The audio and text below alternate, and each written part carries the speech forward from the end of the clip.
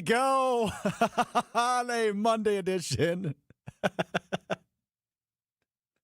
Mr. Irrelevant, Alex Strouf, Josh DiMaggio with you in the Gerber Law Office is one call. That's why are you guys so small and short? What's going on here? Why are you guys so down there? Can you see this? Look at this. I know what he's doing. What are you doing? Why do you have our Why pictures like this? I look like a giant compared to you guys, like a real winner. Like the head honcho. Will's rather happy the Bears are in first place, I'm gathering. It's just how it is now. It's just how things are. You better get used to it. All right, I'll put you back. All right. That was a dumb bit, but I liked it. I liked it. We'll get to the Bears at some point in the NFC North as it stands right now after a Packers win on Sunday. Good to rebound after 2 consecutive losses. The Packers now 6-3-1 on the season. They are in second place of the NFC North behind Will's Chicago Bears, as he points out there very eloquently at the top of the show. But a lot of things I want to get to from this Packers game. Josh, I took notes. Check it out. I took notes this game. Not a lot there. No. Not a lot there. Just a couple things in his head or on the sheet?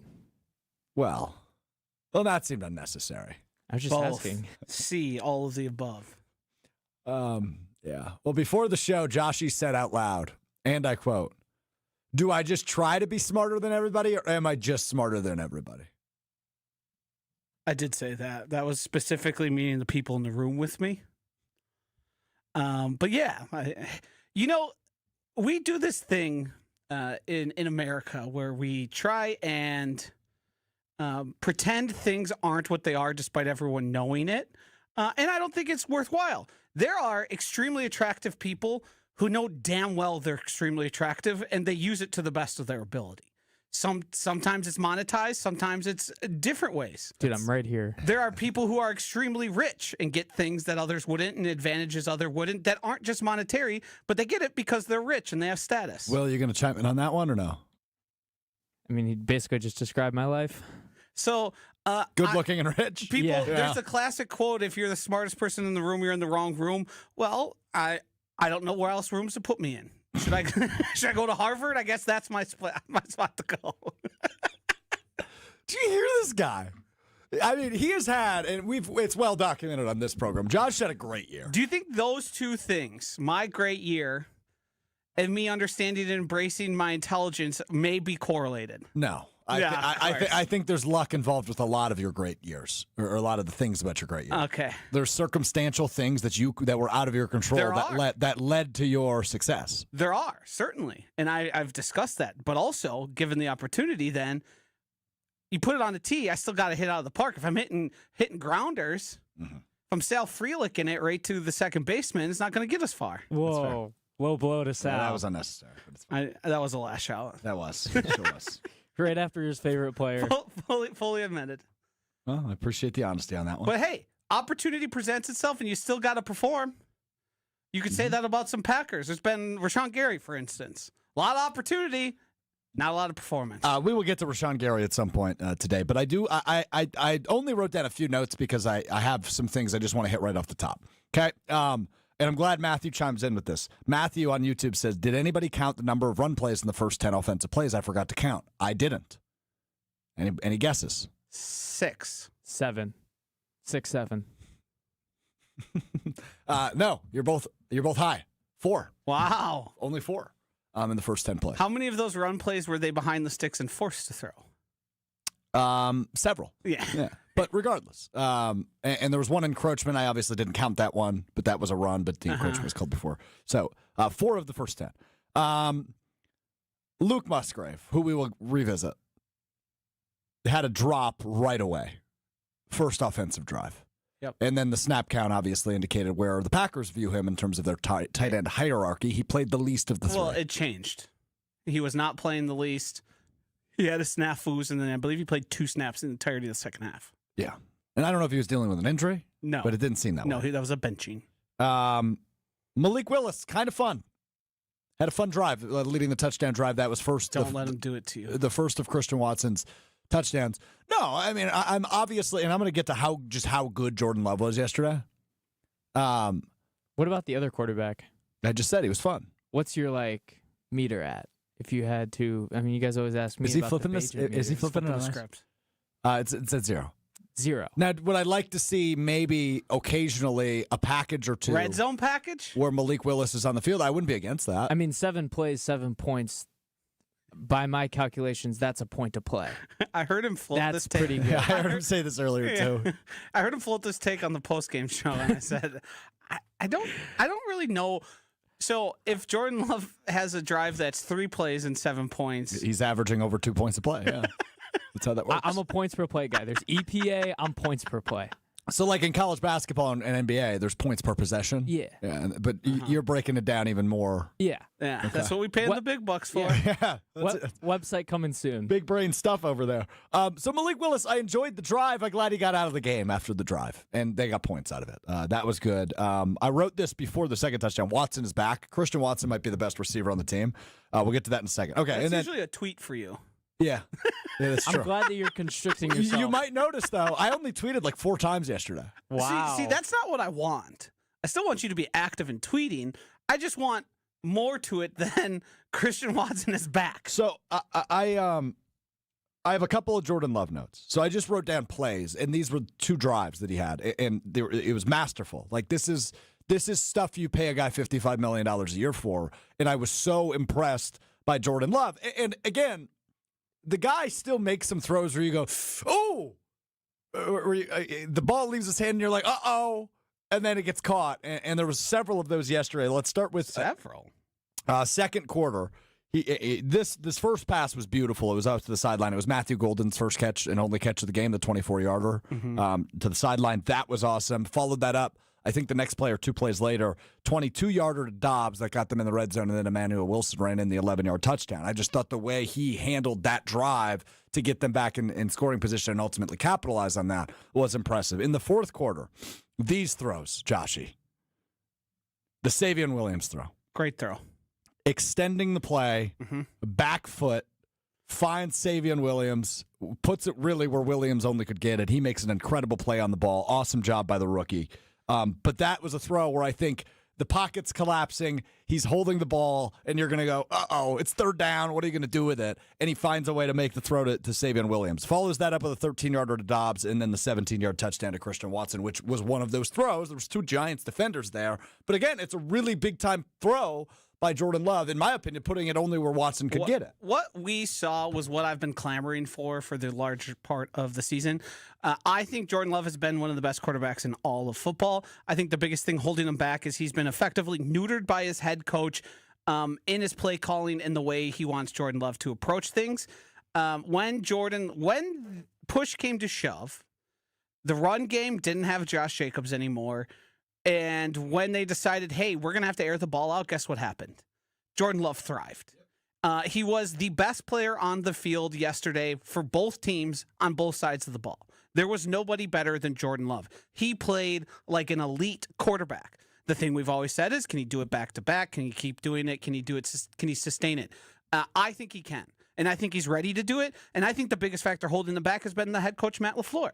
I agree with you. And I think what we saw change when Josh Jacobs went out was the change that I've been begging for. More under center, more play action, more trusting him to go out and make plays. I've seen people float the idea that the Savion Williams throw was a bad throw. No, it wasn't. That's a throw back. It's a scramble drill, so the defender is plastering to Savion Williams. His back's to the ball. You are at 3rd and 10. You need to make a play. He threw it to a guy who is one-on-one, who either it's a completion or it's a hit in the ground.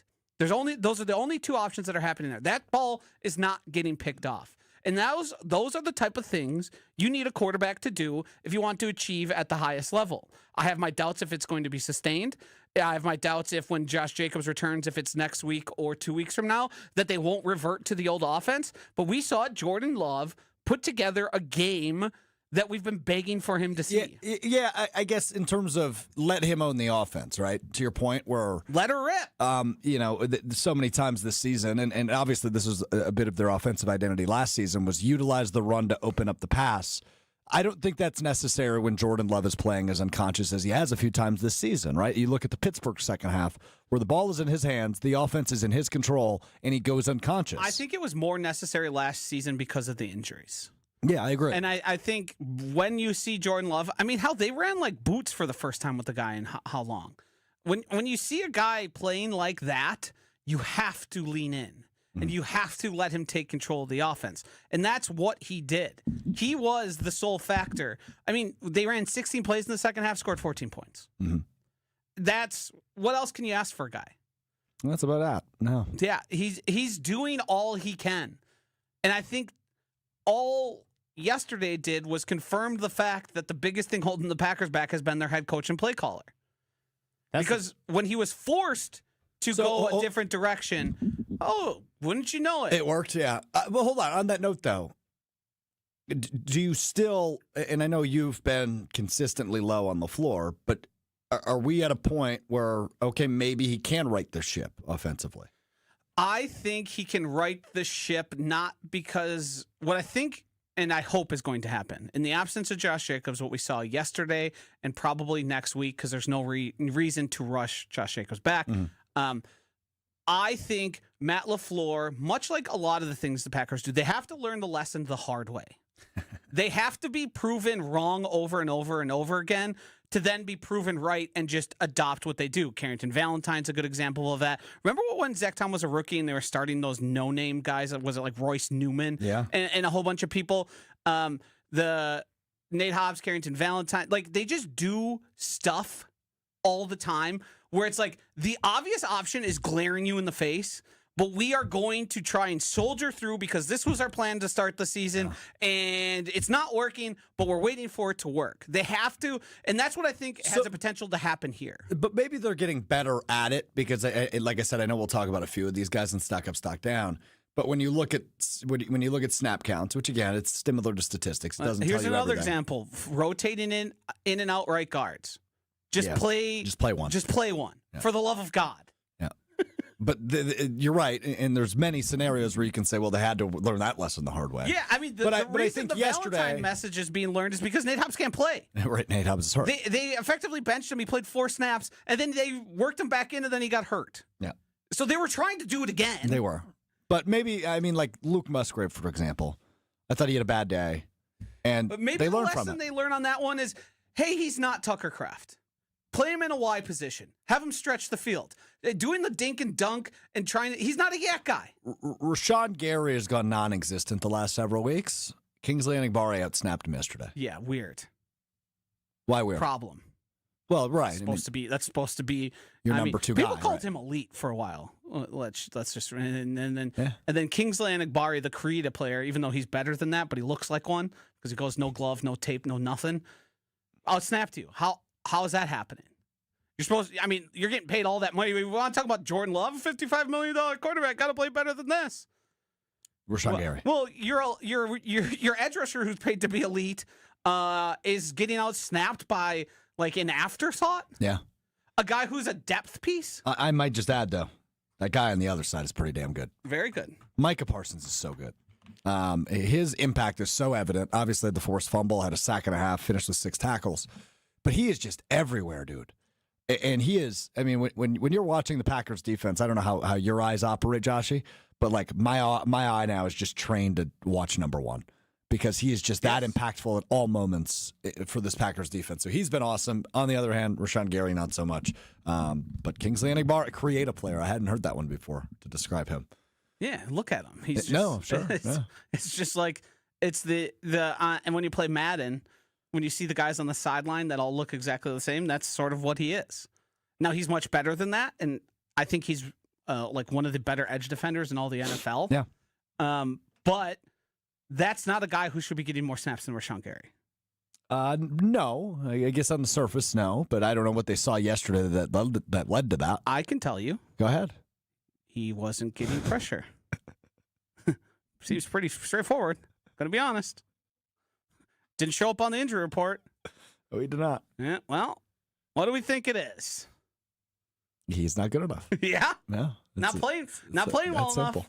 All right, so Matt LaFleur and the Packers offense has won 6 games this year. 5 of which they have scored exactly 27 points in, which is a very strange coincidence that's occurring this year for this team. The only game they scored more than 27 and won was Pittsburgh, and then obviously they scored 40 in Dallas with the tie. To me, I've heard people marvel at this, and yes, it is a little bit of a quirk that it's happened that many times, but what it tells me is it's a team who, when the offense does, I don't know, what you expect, you win games. Yeah. And that's really all it takes in the NFL. Yeah. And the offense not doing that, as I've illustrated on this program now since September, is you got to go out there, be aggressive, score points, and take those chunk yardage when you can get them. And that's how you get yourself into winning football. Bingo. Yeah. And I think we saw a revitalization of sorts yesterday from this Packers offense. I still think there's growth to be had. I still think there's things to learn from this game and capitalize on those. But, you know, early on, you're struggling to do anything. They scored 13 points in the second quarter, but nothing in the first quarter. But again, I mean, this is something we've seemingly talk about every week, right? This is not a team that necessarily needs to start fast like they did a year ago. They just need to get the offense going at some point, which they did yesterday, and it was enough to win the game despite a pair of missed extra points by the kicker and Lucas Haversick after Brandon McManus was added to the injury report on Saturday and listed as doubtful. Lucas Haversick handles the kicking duties, goes 1 for 3 on extra points. So awesome stuff there. He's still got a ways to go to be as bad statistically as Brandon McManus, so I'm not super concerned. I don't think they're gonna give him a long way to go, frankly. I don't think they're going to release a kicker and bring in another one because of McManus's health status. Well, correct. Open tryout? I mean, at this point, bring back Anders. I don't know. What's he up to? Have they seen that video of you kicking the field goal? Hopefully not. Still got a chance then. That's true. Rich Bisaccia might see something in you. Yeah, he might see your poor kick return coverage and be like, that's our guy. That's our guy. Wait, he can't tackle or contain? That's our guy. Would be on brand. Yeah, so I guess, Joshy, you and I are on different sides of the coin when it comes to Matt LaFleur and the belief, at least this season, with him. So far, I've beaten you 9-1? Something like that. I feel good about yesterday being a step in the right direction, but I don't know that all problems are solved. Right, and step in the right direction that could revert the next time we see Josh Jacobs on the field. I'd hope not, because it was so. But Josh, he's an NFL head coach. I am not, and if it's obvious to me, it should be obvious to him. Well, it hadn't been until yesterday. But there had been moments again where, when he's cut Love loose and just let him handle the offense, they've gone bonkers. Always in the second half, though. And then the first half of the next game, they just revert one step forward, 2 steps back. They need to have their back against the wall for Matt LaFleur to call the offense properly. It needs to say 14-0, and Jordan Love needs an interception on his stat line when they start the game at Lambeau for them to start a game out hot. I wish I could say he's wrong. Yeah, I can't.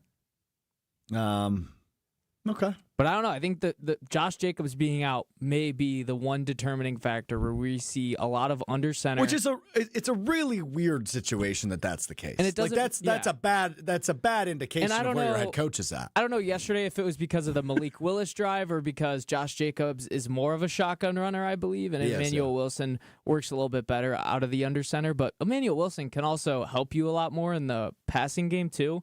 He's a better check down option than Josh Jacobs for sure. So I don't know. I'll be interested to see how they come out looking next week. I'm a big Emmanuel Wilson fan. It's a good defense, too. Got a little bit of Chris Brooks yesterday. The real guy we need to talk about is Chris Brooks. He's a dog. Gabe laughed at me when I brought up where's Chris Brooks and why aren't we using Chris Brooks.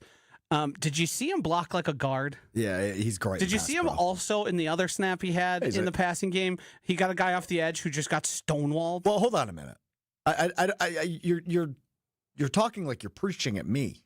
I don't know if there's been a host more supportive of a Chris Brooks take than me. I'm preaching. You're correct. That's totally fair. I'm preaching at Matt LaFleur through you. Okay, got it. Yes. Yes. That's what I'm doing here. Because I said last week, hey, this team can't pass block, and Jordan Love looks really uncertain what's going on in front of him. You know what they have that they're refusing to use is a guy who's really damn good at pass blocking.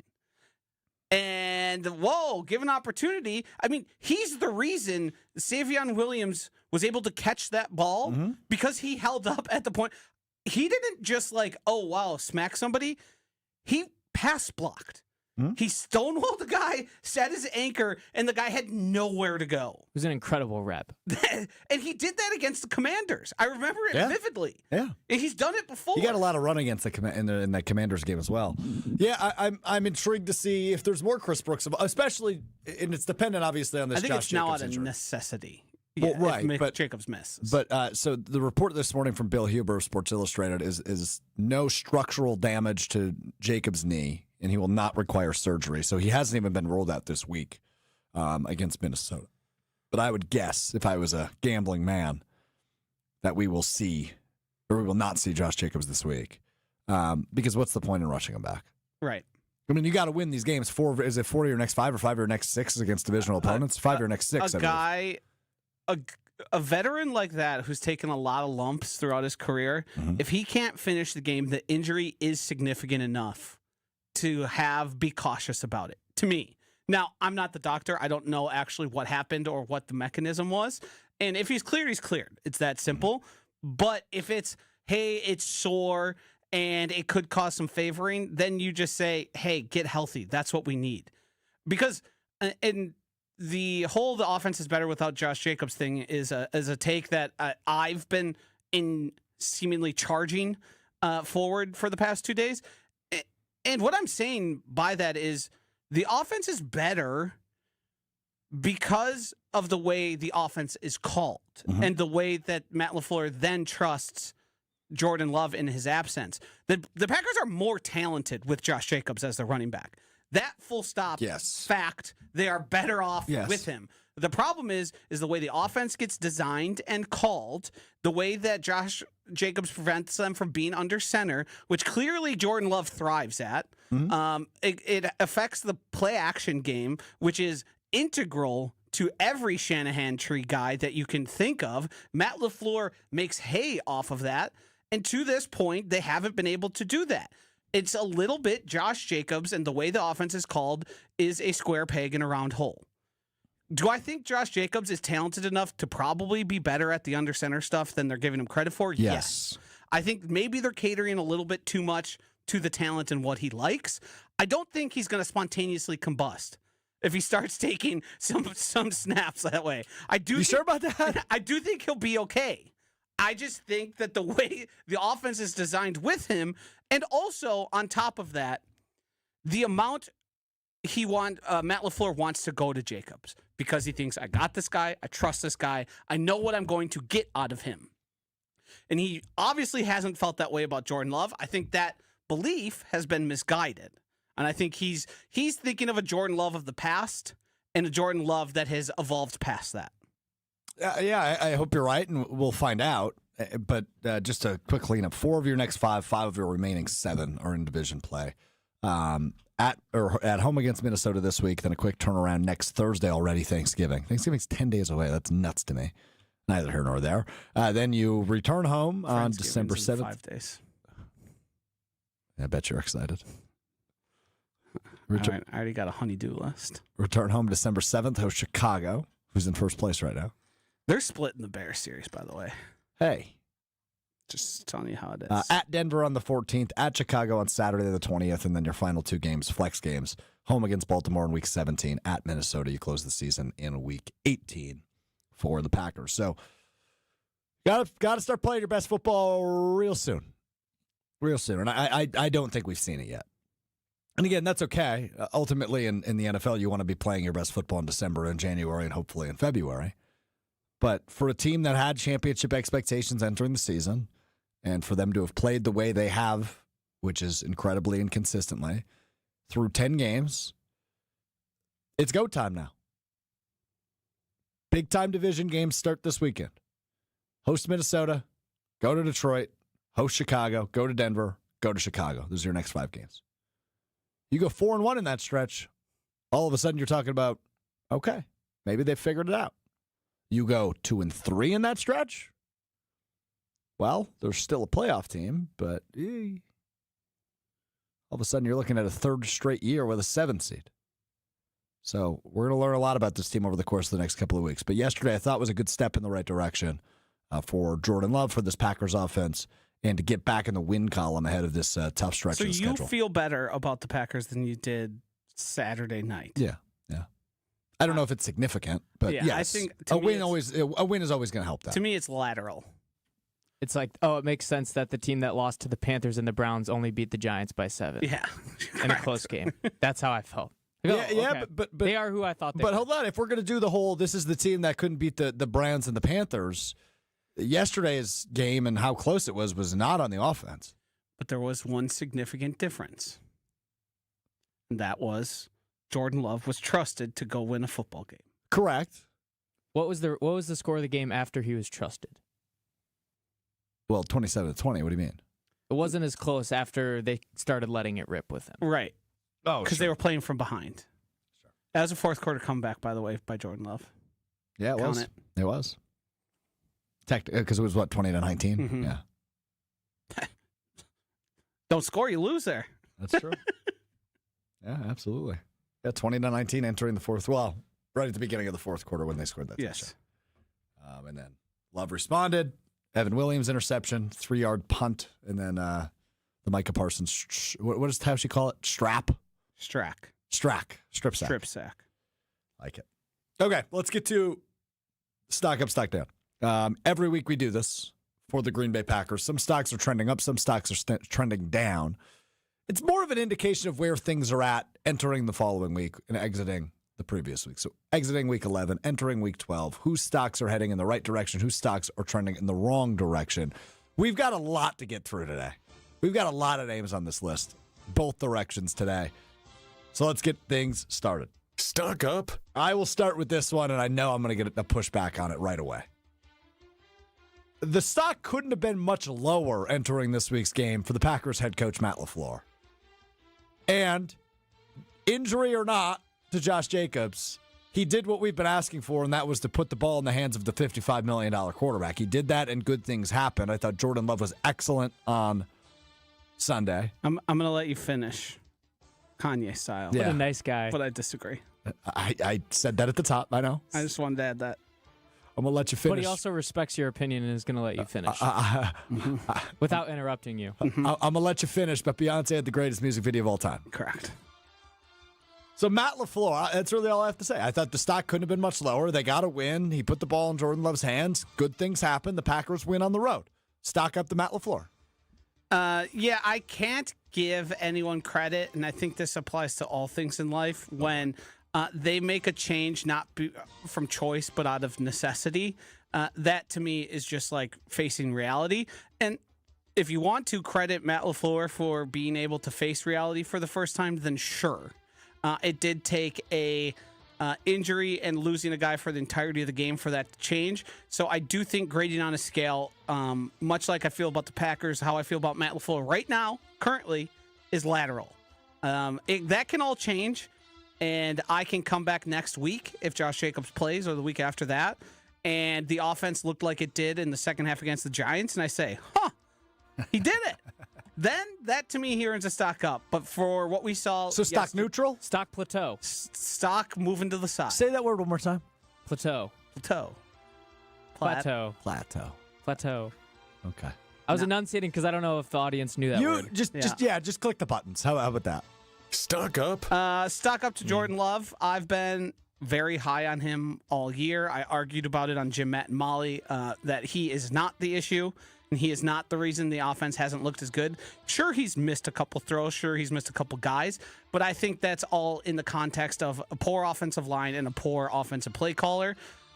He was the best player on the field. He graded out as the best player on the field by leaps and bounds. I think he's a guy you can trust and win because of, not win with. He is the catalyst. He is the most important player on the offense. Matt LaFleur's tried to make it Josh Jacobs, and that, to me, is inaccurate. The Jordan Love stock is incredibly high. I think if his team wouldn't have barfed all over their shoes for 2 games, we'd be talking about him as an MVP. Jordan Love, 15 touchdowns, 3 interceptions, is 8th. Pretty good. Is 8th in MVP odds at Potawatomi Sportsbook as of this Monday at plus 5,000. So still some good value there. but it's starting to look like a 2 or 3 guy race with Matthew Stafford, Drake May, and Josh Allen. Stock down. Let's go to the negatives. We'll start with the tight end room. Luke Musgrave, massive stock down. Had the drop early, as I mentioned earlier, and then they just stopped putting him on the field. John Fitzpatrick, 35 snaps. What's Wiley's first name? Josh? Josh Wiley. Josh Wiley. Stupid name. 20. Whoa. Nice. I've been on your side today. Yeah, Josh Wiley, 20 snaps. Luke Musgrave, 19 snaps offensively. He played the least of the 3 tight ends.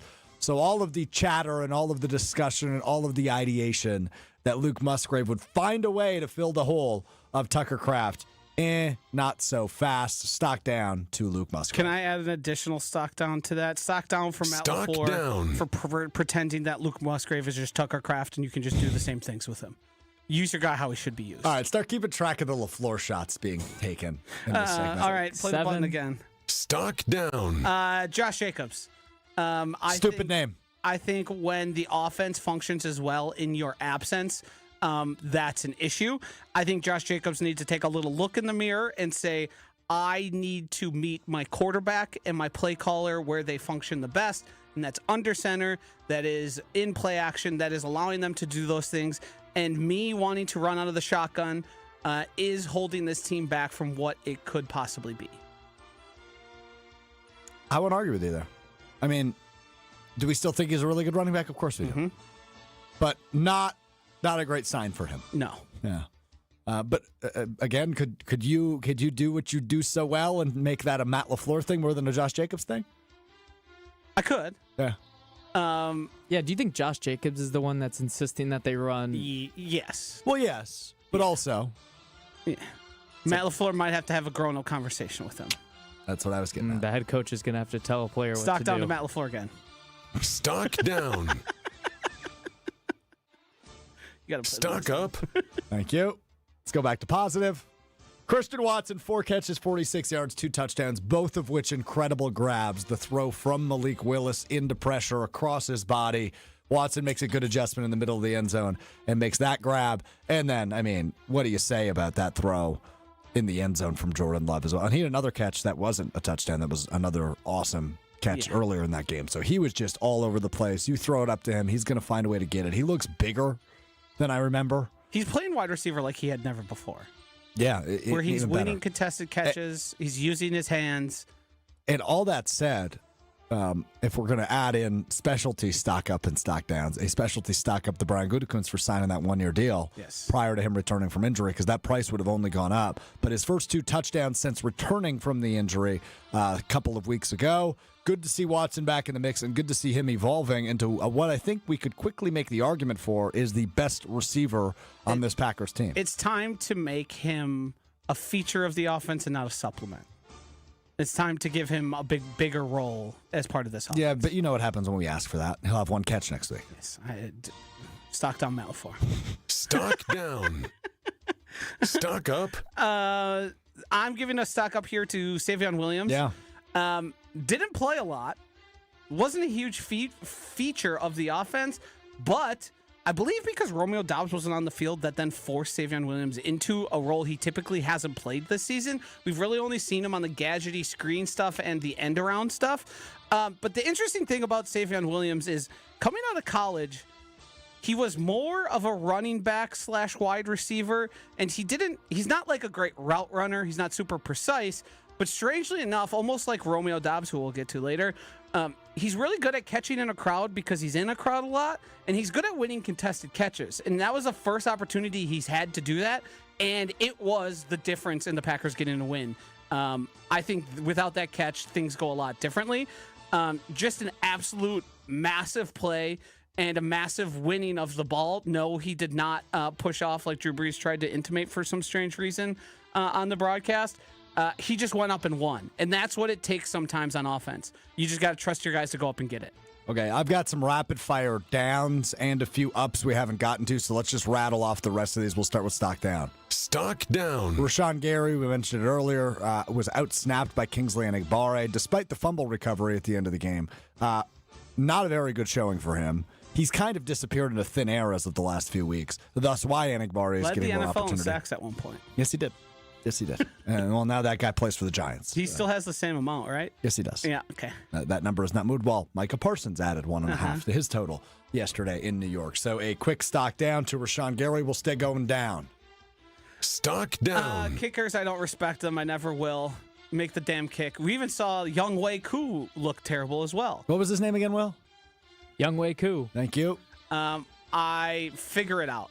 That's all I got to say. It's rough. And just when we think they have it figured out, after the Anders Carlson, Braden Narvdog Narvison era, and then McManus comes in, it seems like they fixed that. He gets hurt, and now they just can't make a kick. Well, let's be honest. I don't think he got anything new. I think his... No, but I'm saying weeks ago he got hurt. Yes. Yeah, and I mean, I guess to your point, Haversack looked good the 2 times he filled in for him prior. Did not look good yesterday. So, yeah, kickers in general, stock down. Let's stay stock down. Stock down. Romeo Doubs, enough of this bleep. Stop throwing the ball so much. It's over. We know what he is. He's not the 8, 9, 10 targets a game guy. He's not that good. He can't separate enough. His hands apparently aren't good enough to catch when he's wide open in space. A lot of drops. That was one of the worst games I've ever seen from Romeo Doubs. Instead of force feeding him the ball so much, and Jordan is to blame for this as well as Matt LaFleur, but also he's the primary read on most routes because of the position he plays. Time to start mixing in Matthew Golden in place of Romeo Doubs and stop making Romeo Doubs the 100% player on offense. It is not effective. It holds the offense back. It keeps them down off of explosives. And it's just, to me, he's a great third option. When he's your first option, the offense looks like it did in the first half, looks like it did against the Eagles, looks like it did all the previous times the Packers let you down. It's enough. I've had enough. I'm sick of it. He's so boring. I've had enough. Stop it. Just stop doing that. 8 targets, which was a game high for Romeo Doubs yesterday. And Matthew Golden played well. Oh, I take it back. Wan'Dale Robinson had 9 targets. Just only 4 catches. Yeah. That's why I missed that one. Team high, 8 targets. Matthew Golden doesn't get credit for the DPI, but that certainly was a big play. He realized he wasn't going to get back to the ball, so he took on the contact and got the yardage there. So give that guy opportunity. Also, that's a touchdown if Jordan leads him. That was probably his worst throw of the day. 3 targets, 1 catch, 24 yards for Matthew Golden. I've got 2 more stock ups to throw around. Stock up. Micah Parsons. I feel like, again, I've talked about this before, but when you're dealing with generational talents and generational greatness, sometimes it flies under the radar just how damn good they are. The Bucks comparison is Giannis. I have a hard time giving a stock up to a guy that stock, I think, is as high as possibly. Yeah, it's like Bitcoin in 2018, 2019? 2019. Well, isn't it as higher as an investor, Yeah. it was peaking at 2020, but now it's back up to where it was before. Yeah.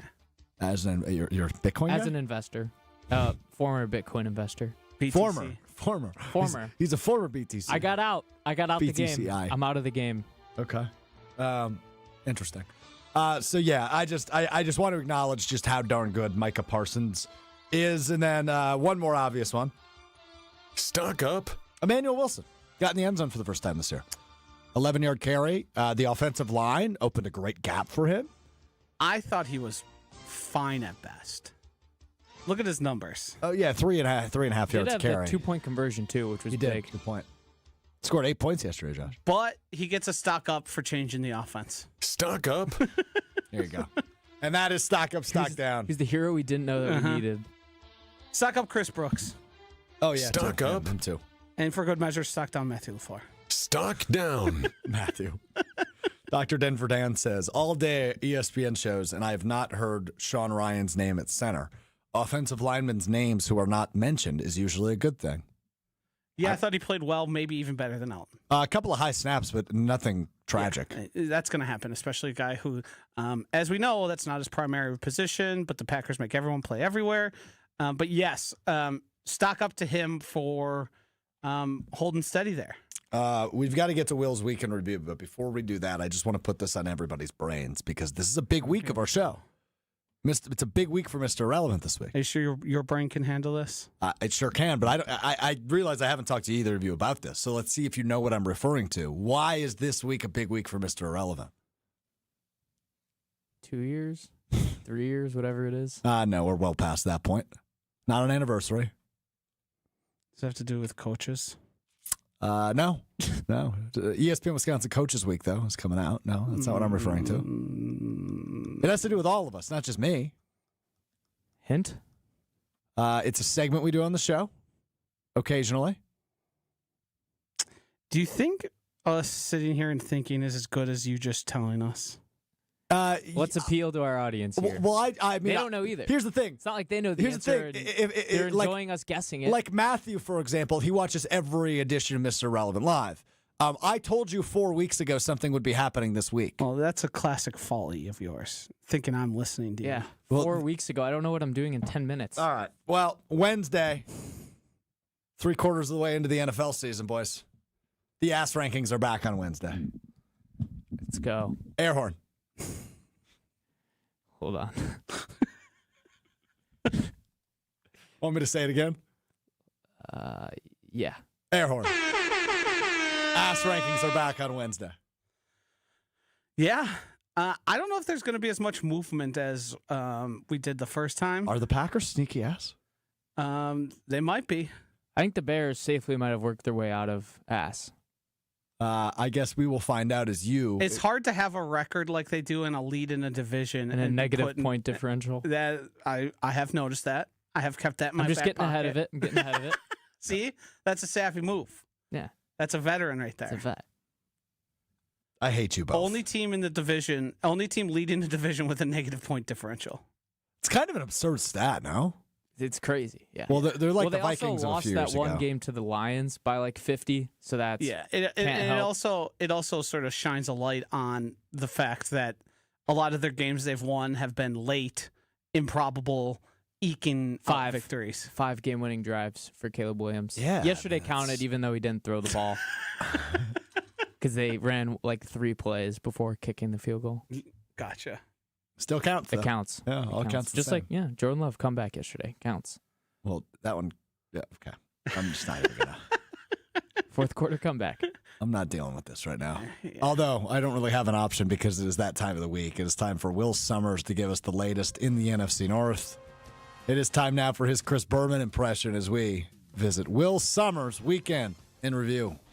We start in the Meadowlands where the Giants hosted the Packers at MetLife Stadium. On the very first drive, the Giants and third-string quarterback Jameis Winston washed away the Packers' defense with a 9-play, 65-yard drive that couldn't have been written any better as it ended with a Devin Secretary 5-yard touchdown to put the Giants up 7-0. Early in the second quarter, Jordan Love went down with a shoulder injury, and Will Sommers looked like such a first-place winner the way he took the Packers down the field and religiously found Christian Watnun for a 1-yard touchdown pass. Delicious. Watnun. Get it? Got it. Yeah, I got it. I missed it live, gonna be honest. But Lucas Havre-Brick would miss the extra point, leaving the Giants with a 7-6 lead. After a 3-and-out for New York, Jordan Love felt the ghost of Wally Pipp while being in New York and re-entered the game. A 10-yard, 84-yard drive ended with Emmanuel Wilson screaming, "I'm better than Josh Jacobs," as he ran one in from 11 yards out for the Packers to take a 13-7 lead. On the ensuing drive, Devin Singletary shaved the Packers defense yet again for a 2-yard touchdown. Speaking of Harry, a chop block on the extra point caused Younghoe to lose his coup and keep the game tied at 13 at all before the half. Back-to-back Younghoe weeks. Or Younghoe, sorry. Yeah, there you go. I reverted back. Okay. Coming out of the half, Jordan Love was grinning ear to ear as he found Josh Smiley for a 2-yard touchdown pass, while Lucas Havre-Fickle captivated us for 1 week but continues to stink and be booty as he missed his second extra point of the day to make it 19-13 Packers. Finally getting his chance to start as the third-string quarterback, Jameis Winston had to show his interim head coach why he should be the starter as he took the Giants down the field and ran in a 1-yard touchdown to give the Giants a 20-19 lead. On the next drive, Jordan Love said it's time to put these Giants to sleep as he found Christian Watts-News on a 17-yard touchdown pass. On the 2-point conversion, Love found Emmanuel Wilson again to convert and give the Packers a 27-20 lead. Looking to lead a game-tying drive, Jameis Winston was intercepted by a guy a little bit higher in the rankings than him and above him in pretty much every statistical category as Evan Williams Sommers to seal a 27-20 win for the Packers. As we move up the division in the NFC North standings, we head to Minnesota, where the Vikings hosted the Bears. J.J. McCarthy was living up to his nickname early as every pass to a Vikings wide receiver went 9 feet over their head. Down 3-0 halfway through the second quarter, Kyle Manuntai padded his stats with a touchdown run to give the Bears a 7-3 lead. With less than 4 minutes left in the half, J.J. McCarthy looked like he spent all week on the front nine as he threw an interception to Kevin Byard, his 9th turnover of the year. Oh. The INT would burn the Vikings as Cairo Santos would kick a 38-yard field goal to give the Bears a 10-3 lead. J.J. McCarthy must have pulled a Ferris Bueller this week at practice and been absent 9 times because he threw another interception before the half, his 8th pick of the year, which is one away from 9. That's true. Down 16-3 in the fourth, Jordan Mason ran up the Chapel Hill on a 16-yard touchdown run for the Vikings to make it 16-10. And after getting knocked on their butt all game, J.J. McCarthy had enough and found Jordan Addisbun for a 15-yard touchdown Easy for to you give to the say. Vikings the lead with 50 seconds left in the fourth. Oh, no way the Bears come back. Surely this game is over. Down 17-16, many thought it was time for Caleb Iceman Williams to go win the game, but instead, Devin Duvernay said, "Hold your horses," and had a 56-yard return to give the Bears great field position. And with 4 seconds left, the Cardiac Bears did it again as Cairo Sant Ghost hit a game-winning 48-yard field goal that's going to haunt 9 for a while. Bears win 19-17 to make them first in the NFC North. With your Will's Weekend Review, I'm Will Sommers. Devin Duvernay. It's good. Took the weight off of Iceman. Some people are calling him I think you were some people. Iceman. That's a dumb nickname. When you have 5 fourth-quarter game-winning drives. Josh, It sucks. it's a dumb nickname. Okay, so the Bears 7-3. They were the 3 seed in the NFC. Packers the 6 seed as it stands right now. They would play each other I'm in aware. Chicago. That's what I was setting up there, William. Almost called you Joshy. Easy there. Sorry, don't want to conflate you two. Yeah, I mean, look, it's a league that is full of parity, and it's really hard to understand who's who right now. Eagles get it done over Detroit last night on Sunday Night Football in what was a low-scoring yet very entertaining game. Joshy, did you make it through it or no? The night game? Yeah. Hell no. The hell are you talking about? Eagles hold a tiebreaker over the Rams with their win earlier in the year. Eagles, the 1 seed at 8-2. Rams also 8-2, the 2 seed in the NFC. Bears are the 3 seed right now as it stands at 7-3. Buccaneers lead the NFC South at 6-4, and then your wild card teams as it stands. The Seattle Seahawks are the 5 seed at 7-3. As I mentioned, the Packers are the 6 seed at 6-3-1. And it's the Niners now over the Lions, the last team in the NFC at 7-4. The Niners have not had their bye yet, so that could very well even itself out here in the next coming weeks. But Detroit, the 8 seed at 6-4. And Minnesota, obviously, on the outside looking in as well. So the NFC, everybody for the most part is still pretty alive that you would expect to be alive at this point, other than Washington, who stinks this year, coming off of the NFC Championship game a year ago. But it's still anybody's NFC. Now, that win the Eagles hold over the Packers could play a role later in the season, depending on if the Packers can continue to win football games. But we will see how this ends up. Fascinating conference, fascinating NFC North. I'd like to make a statement that I am aware that this might be the pinnacle of the Bears season. So no one can make fun of me. I'm aware. I mean, he's They just have getting, a- he's just the getting, schedule- out Getting ahead of it. The schedule's very hard down the stretch. They have like a 59% chance to make the playoffs opposed to the Packers and the Lions, who are over 70%. So I would just like to make it clear that I'm aware that things could go downhill eventually. Ron chimes in. Strouf, is it scary to you that Will does the Strouf shtick better than Strouf? One could argue that. I didn't say it. We know. Ron just said it. Yeah, I said who said it. It was pretty good. Robert chimes in. Can we stop with the golden breakout game? If it happens, it happens. Yeah, I mean, we talked about it again yesterday on Green Bay Game Day. Gabe Neitzel predicted that this would finally be the golden breakout game.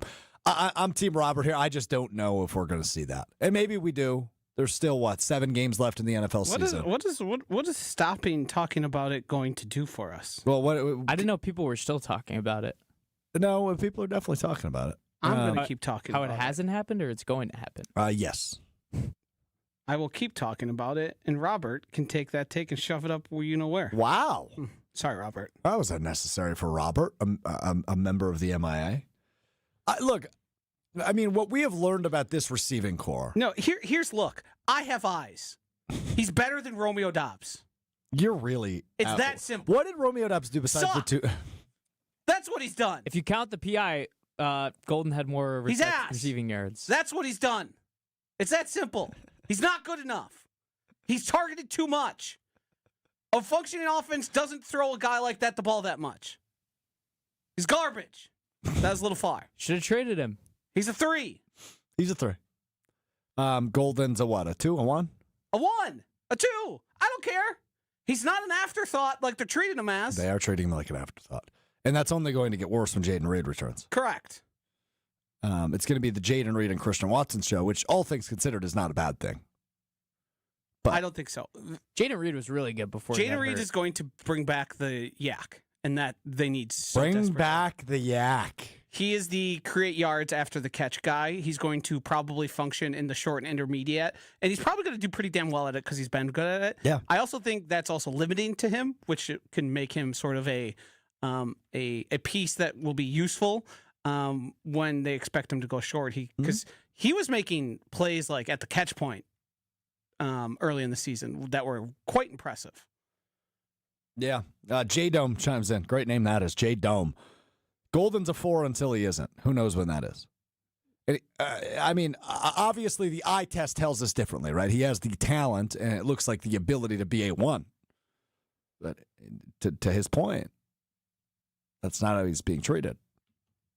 Well, as I said 3 earlier, targets yesterday. As I said earlier, it wouldn't be the first time the Packers got it wrong until they were forced to get it right. Yeah, that's true. It's concerning that Savion Williams is getting a lot more touches. More run, yeah. A lot more. Well, it's because he's their... Because he's a their, gadget. He's the he's gadget their guy. manufactured touch guy. Justice Mosqueda did a thing about it. Like, if he's on the field, he's getting the ball. Mm-hmm. They're treating him like an all-pro. I don't think he's an all-pro. Hold on. But I think they're justifying his roster position when guys get healthy. That was the case. Now, to see the pop he got with Romeo off the field, like, what did you see that tells you, hey, they should throw it to him less? That he's not a gadget guy. Or he's not just a gadget guy. Yeah, he's not just a gadget guy. That's a good thing. Yeah. I hate watching him as a gadget guy. The screens and the like stupid counters. I don't know how much of that is his fault. Versus, No, I'm not saying it's his fault. He's being placed in that position. Because what they want him to be is Cordero Patterson. Hawkins got a theory. Uh-oh. We're talking about Williams and Dobbs. Guardian caps make it easier for Love to find them. So this should be an easy solution. Matthew Golden. Guardian cap. Wear if they a all bigger wear guardian caps. Then they're all going to be open. He's going to see them all. That's a great point. Savion Williams was a guardian cap too. That's the joke, yeah. You guys suck. Why? Bad ideas. Sorry for theorizing. Yeah, Is that a word? I'm trying to put together a serious program. We're trying to come up with solutions here, I Josh. forgot how serious this program is. Always been serious, the most serious. Since day one. Yeah. All right. Time now for what we missed and what we learned. It is presented by Door County Distillery, locally produced, handcrafted, award-winning spirits as Green Bay beats New York 27-20 yesterday. You've got Friendsgiving coming up in 5 days like Joshy. You've got Thanksgiving coming up next week. I know the old fashions are going to be flowing, whether you like your bourbon old-fashioned with the Door County Distillery bourbon, a whiskey old-fashioned with their single malt whiskey, their cherry brandy infused with local Door County cherries. Why'd you say that like Because that? that's how you said it. What did I say? Whiskey? DoorCountyDistillery.com is their website. Affordable, award-winning, and local. Support local. Visit their website, DoorCountyDistillery.com. They're available all over the state. Milwaukee, Madison, Stevens Point, Green Bay. Wherever you are, Door County is right in your backyard. Check out their website to find the retailer nearest you. Again, that website, DoorCountyDistillery.com. Packers win 27-20 over the New York Giants. I think we've covered a lot of ground. I feel good about what we did today. I didn't ask you this because I knew you were going to make fun of me, but I'm going to ask you now. How do we feel about Strouf's notebook? Could have done without it. I'm fine with you taking notes, but why do you have to call it your notebook? Strouf's notebook. It's like Because that's what it is. Yeah, but why couldn't you just said my notebook? Oh, because I was trying to brand it. No. See, don't do that. I carry around a legal pad. I don't call it Will's legal pad. You carry around a legal pad? Yeah. Do you have it with you? Yeah. Where is it? What do you got written on there? Some notes I took during the game. What do you got? I've said a couple of them. You want me to read everything? Not everything. You notice how he used his notes as a supplement. Yeah, and I didn't not have as to. But I want Will's legal pad hour now. Hour. Yeah. Well, some of these were during the game. This one was a little bit of a lash. That was kind of funny. Malik Willis offense more efficient? Question mark. It is. But That's what I was At anticipating. the time too, it was right after the drive when Jordan Love was struggling, and that was Jordan Love came in and looked great. So Malik Willis was the first score. Interesting that Will's commitment to the affects him even when no one else is looking. Yeah. He's married to the game. He comes by it honestly. He's incredible. I have some good notes in here though. Like that throw to Christian Watson, unbelievable. Was unbelievable. Jordan Love under center, a lot more efficient than when he's out of the shotgun. The real question Play is, action works. Who would have thought? See, there we go. Troll. I'm Jordan Love, done listening to less this. jumpy. What does it say? Uh-oh. And what compelled you to decide that you became a note guy? I've done it in the past. I don't always do it because I don't always have the time nor ability to, given some of my responsibilities on game day. Seems like a you problem. But I was sitting on the couch and I was... You said, you know what the MIA needs? Strouf's notebook. No, I just thought it would help my memory. And it did. So, because remember in high school when they would tell you if you write down notes, like it's going to 80% of the time you'll remember it more or something. They say that in professional world. Is that a real statistic? Or do people just say that? I feel like I've always felt like that statistic is similarly to your parents telling you that turning on the car light in the car is illegal. You want to know the real answer? Yes. The real answer is if it works for you, then it works. Everyone learns different. Everybody memorizes different. So some people. See, he's trying to do that. I'm smarter than you think again, and it's irritating me. 75% of all statistics are made up. I believe that. Like the one I just made up. Yeah, like the one you just made up. Yeah, and I believe that. Notes work for some people, don't for others. I think they work for me. I don't know. I'll need to see another week. Okay. I'll do what I can. I want more substantive. I want X and O's as notes. Oh, you want like personnel and whatnot? No, I just want like instead of Christian Watson is back, I want something there. Christian Watson, great attack with the hands, late hands, great body position. Sure. Not he's back. Well, he is back. All right, well, what'd you learn? This one's tricky. I've been looking it up for a while. Oh, no. Here we go. It's not intimate. It's intimate. Intimate. Okay, so they're spelled exactly the same. Wait, what? Intimate. It's Intimidate? a verb. No, intimate. It means to imply or hint, like when Drew Brees intimated, I believe is the tense Josh used it in, Yes. to that there was pass interference Oh, sure. on the Savion Williams catch. Uh-huh. See if I can get this sentence right. Hold on, I'm thinking. I've been working on this for a while, he says. Okay. Let's hope that Matt LaFleur intimates during his press conferences this week that there will be changes within the offense that we saw in the second half against the Giants. What are you laughing at? That is actually the perfect use. It was Yeah. a really long sentence. That's why I was laughing. Oh, I didn't know there's a word count on these sentences now. Oh. He's sassy today. Yeah, his team's in first place. He's got a toad. King of the North. Yeah. Sorry. Will Snow. Well, so, no doubt. All I'll right. let you guys know when my watch of King of the North has ended, which, again, could be next week. Could be very soon. You know you feel good about your team when you have to lead with, this probably isn't going to last. Yeah. I just want you to know that. So when you guys decide to be mean to me in the future, I Yeah. could say, I could say, already I said told you. this. Yeah, I told you. Strouf said, he's like, what are you going to do when this all comes crashing down? And I said, well, if you ever told me before the season started that I would be in first place in the North 10 games into the year, I'm happy. Well, gonna enjoy congratulations. It's not going to last, but enjoy it while it does. Clip that, chat. Clip that. It's not going to last. Just in case they do it. Just in case. Clip that chat. Just in case. All right, that'll do it for us today. We're back with you Wednesday. We will have One Word Wednesday. We will have our updated ass rankings in the NFL. Big week this week. I love that. And then we'll do it again on Friday as we get ready for Packers-Vikings at Lambeau Field coming up Sunday. It's actually Packers noon. versus 9. All right, that's the end of the show. Will, Get it together by Wednesday, all right? That's all I ask. I'm going to be 9 by Wednesday. We'll talk to you on Wednesday. Peace.